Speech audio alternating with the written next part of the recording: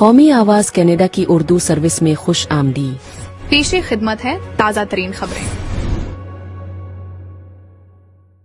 Union station के करीब train पटरी से उतरने के वाकये ने पीर के रोज जीटीए में गो ट्रांजिट सर्विस को शदीद मुतासिर किया।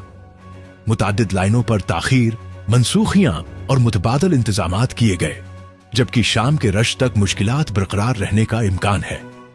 हुकाम के मुताबिक बिहाली का अमल जारी है और मुसाफिरों को इजाफी वक्त रखने का मशवरा दिया गया है।